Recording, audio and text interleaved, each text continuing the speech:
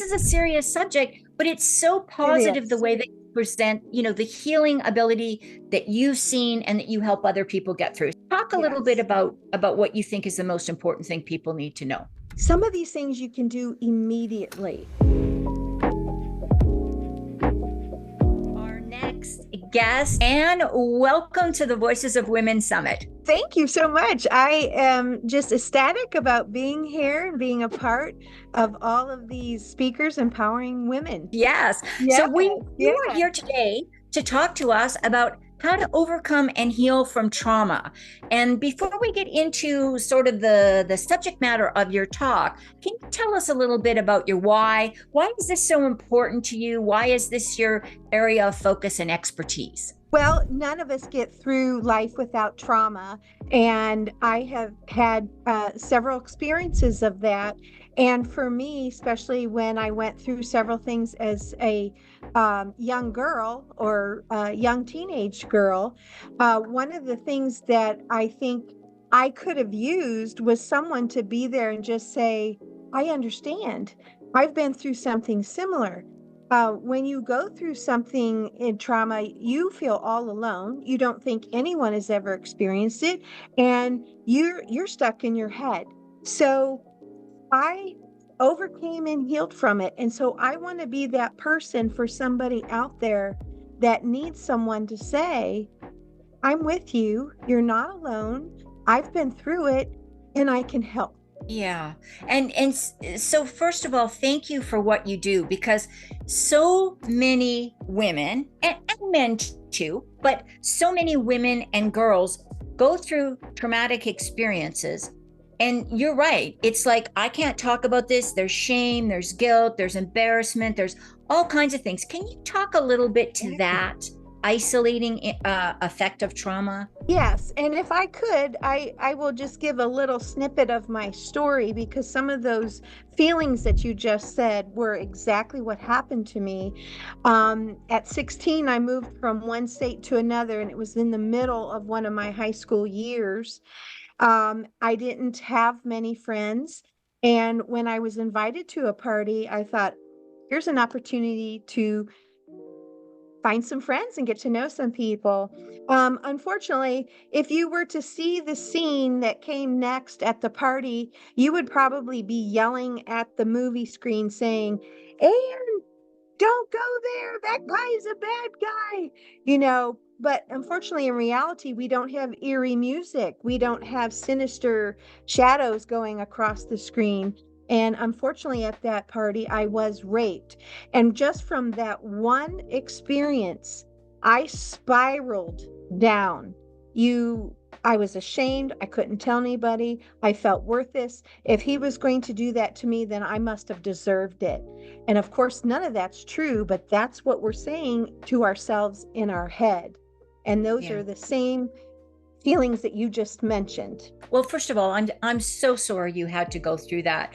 The unfortunate thing is it's not uncommon, right? I mean, most Oh, women we are, I've talked to have had some kind of, not necessarily being raped, but definitely being abused, being hit, being, something. exactly. Yeah, Yeah. unfortunately, it's going from 1 out of 3, and it's racing so close to 1 out of 2 Yeah. for every woman to experience some sort of sexual abuse or assault. And of course, there's so many women that go through this multiple times in their life because of sex trafficking. It can be because, there's that whole attachment theory stuff that goes on about how you pick who you pick in your relationships and things like that. So, and Yeah. when you were dealing with this as a young child, you were able to make a turn. You made a corner, and maybe we're going to get to hear the next chapter of your story, kind of about how you were able to start making some of those shifts. Well, it took me quite a while because since I didn't understand my feelings and I didn't really have a support group to help me get out of my head and get into the right mindset, I got into sex and drugs and alcohol, which then ended up me into an unplanned pregnancy. And then when you get to an unplanned pregnancy, there are so many things that can happen to you with your choices. As I got through some of these things, what I found is that a lot of it, which a lot of us talk about mindset, those are the things that we have to be aware of. So what helped me get out of that was, number one, to avoid the escape mindset, which pretty much the escape mindset doesn't value what's best for you. It values to get out quickly, to escape completely. And you cannot escape that. No matter how hard you try, you can't go to the week before and have it not exist. The scarcity mindset, that's another one that you want to avoid. A scarcity mindset is pretty much saying you don't have what you need. Well, you may not have a job, and you may not be able, that you think you can raise a child, or maybe you're addicted to something. You think you have no resources out there, but you do. But you're stuck in your head thinking there's nothing I can do. And the way to combat that is to slowly begin finding people that belong in your support team, people that you trust. I'm sure a lot of the people that are listening today can relate to some of these things. As a matter of fact, Anne, let's ask Yeah. that. Put a 1 in the chat if anything Anne is saying right now is resonating with you about maybe some of the mindsets we get into, some of the impact of trauma, and some of the things that just women have to deal with. And I'm seeing comments, Anne, you're an amazing lady, thank you for your courage. And it takes a lot of courage to talk about this. Women are going through this is a very real thing, and it's sad, but thank goodness we have people like Anne who are talking about it. So sorry to interrupt you there, but please keep. No problem. But the other mindset, that the fixed mindset, which is, for me, I didn't have a support group. I had a Planned Parenthood consultant, which pretty much said to me, I can handle all your problems, no problem. And I'm thinking, alcohol, drugs, promiscuous sex, unplanned, you can solve them all, which of course was a bunch of lies. And I didn't have open communication with my parents. Now, if I would have, I might have taken the time to figure out who I am and what's best for me, and then make an adult type decision. Now, the growth mindset is where we all want to be, where, life has many problems and struggles. And if you can get yourself to wrap your brain around this struggle or this trauma and say to yourself, this is an opportunity for me to grow. And let me tell you, that's so difficult, and it does take time. But I finally figured that out. I'm either going to be stuck here down on the floor in the dirt, or I'm going to have to take this problem and figure it out, get help, get strategies, and move on, so then I can find joy in my life again. And I'm so happy to say that I have. And I want that for everyone else. I love that. Hashtag finding joy. I want to see that come up in the chat. That's such a powerful thing. Talk a little bit about, because your passion in your heart, and obviously your personal experience, has really led you to be able to talk as an expert on this subject. How come trauma becomes such a, why do we internalize the trauma so much, and we have such trouble internalizing the joy? We have to work at internalizing the joy, don't we? Hey, you are so correct, Marty. Yes. I think it's because with trauma and struggle, we all have that imposter syndrome where we want everybody to think that we've got it all together. We don't want anyone to know that,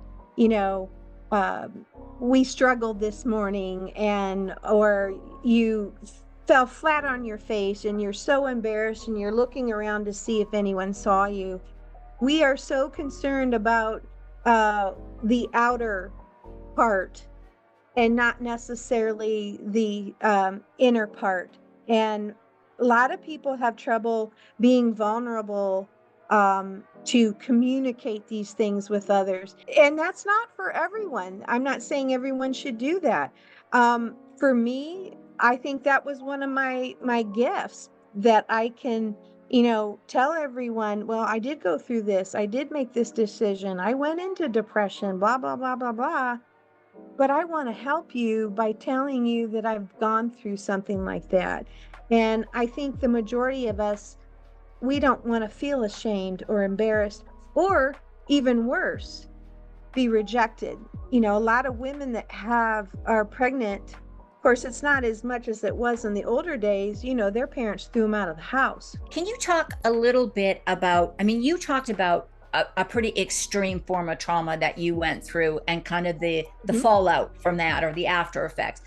But trauma doesn't have to be like that kind of a big physical horrific event. Can you talk a little bit about Exactly. different types of trauma? Oh, absolutely. And the one thing I want to say right away, I had a person ask me this at one of my talks, and she says, "Well, I lost my father 3 months ago. Is that traumatic?" My immediate response was, "Yes, I've lost my father as well. That's traumatic." But the reality is, we are each different individuals. I lost a big race. And, most people think, well, big deal, move on and try again. Well, it was traumatic for me because I had put my heart and soul in it. So for someone else, that might not be traumatic, but for me, it was. So we're all in a different graph as far as what happens. But a lot of times when you start to feel, the one thing that I realized when I was having a hard time with losing a race was I sort of felt down. I started seeing signs of, my enthusiasm wasn't there. I wasn't quite so gung ho about trying to take care of myself. And when you start to see some of those signs, that's a signal to you to take some time with you and yourself and analyze it. Why am I feeling this way? And a lot of times we don't know why. And that's Right. when we have to have people that we can talk to. If you don't have maybe a minister or a counselor or a great aunt, or something that you can really sit down and be honest about your feelings, then you'll have to take the time and look at outside resources. But that's where a lot of people who have experienced struggles and trauma, they don't think they're out there, but they are. It just takes a little work as far as finding them. And I can give some tips on that at another time on where do you go to find this help. I really like your message. What could be traumatic to me, maybe nothing to you, or a blip, Right. maybe, but Hmm. something. And even I had a friend who was a therapist who said sometimes even witnessing, like if you see like a major car accident or something, even though it didn't personally happen to you, you just saw it. That can also be traumatic. Is that accurate? Oh, absolutely. And you think about all of our soldiers. They may not, lose an arm, but what they saw was horrific. And you can't get those pictures out of your head. If you don't have a trusted person that you can talk to, a lot of people have this stigma about hotlines. But let me tell you, the suicide hotlines and the crisis hotlines and the mental health hotlines, they want to help you before you get to a crisis. A lot of people think, okay, well, I'm not ready to swallow a bunch of pills, so I can't call them. No, they're there. They want to help you now before you get to that point. A lot of times these hotlines have so many resources that they can encourage you to check into, resources nationally, but also resources locally. Maybe you don't have the funds to be able to afford a counselor. That's when you start going into looking into nonprofits. They're out there. And yes, it takes a little time to find them, but it's so very important because there's people out there that want to help us, and they want to help us get back on our feet, and they want us to avoid some of the pitfalls that might make us turn into PTSD syndrome, or getting so far beyond your crisis that you do want to give up. You're right. There are community things. And sometimes turning to your best friend or your sister or somebody in your family, there's kind of a little bit of a shaky part to that, would you say, or am I off on that one? No, I think you're completely right because I never told my parents about a lot of stuff because, and I certainly didn't have a sibling I could talk to. But yeah, because you don't want, what do you say? You don't want your dirty laundry in the entire family coffee chat or whatever. When you're talking to your sister, your great aunt, or whomever that you trust, you're kind of assuming they're not going to talk to other people, but you probably need to make that very clear. If the trust level's there that they won't, then they could be a great help to you. I always like to just make sure people really think about who they're sharing some of this information with, because sometimes people have their own agendas going on. So, but I really like the Exactly. idea of you sharing that there are hotlines, there are nonprofits. Some religious organizations may have, again, special services for people who are PTSD or trauma or things like that. So, Right. and I know you have most generously provided a free gift for everybody that's listening in. Can you share what that is and tell us a little bit about it, please? Yes. There is a trauma checklist because what I have found when I've talked to people or at giving a talk is a lot of people don't realize, first of all, what trauma is, um, and if they've actually gone through it. Yes, that lady I was talking about lost her father, but she didn't realize that that was traumatic. So that PTSD trauma checklist has questions and recommendations, and that is a helpful tool. The other free gift is I have a courtesy call, a complimentary call, 45 minutes. If you need to talk to someone, I am a safe place, and I will talk with you and do what I can to maybe direct you in the path that you need to go based off of my own experience. Wonderful. What a wonderful resource. And that is such a great thing to know that it's there. Hopefully nobody has to use it, but it's nice to know that if it's there, that there are people like Yes. yourself who are able to provide that service. So, and why don't you kind of summarize or bring it all home, man, what you'd like people to remember about trauma. And I'm laughing, but this is a serious subject, but it's so It positive the is. way that you present, the healing ability that you've seen and that you help other people get through. So talk a little bit Yes. about what you think is the most important thing people need to know. Well, first of all, some of the things that I had talked about, and there are more, and you can get more information on my website, but some of these things you can do immediately. Okay. If you take some time and figure out what your feelings are, there are hotlines. Don't be shy.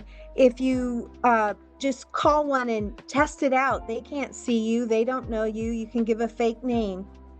You can try that now. Go to your Google and look at all the nonprofits in your area or near your area. That's another thing you can do right away. Um, the mindset, the first thing that you can start right away is taking some time each day with yourself, whether that's just 2 minutes without your phone in complete silence, or maybe it's going into the restroom at work and just breathing for breathing for a few minutes. Do what you can to calm yourself, because when you are calmer, you can figure out things a little bit better. Yeah, Um, and that's a great technique, that going in the bathroom, closing the door and just breathing. Yes, absolutely. Right. And thank you so much for sharing that. Problem. This has been fantastic, and I really want to encourage everybody to grab Anne's free gift. And again, thank you so much for your talk. This really was insightful, and your message is really inspiring and wonderful to see how you are the embodiment of working through this trauma and coming out so Yeah. positive on the other end. So thank you so Yes. much. Oh, well, thank you. I'm proof positive there is joy after trauma. Absolutely. And I'm Marty Winder Adams. Cheers.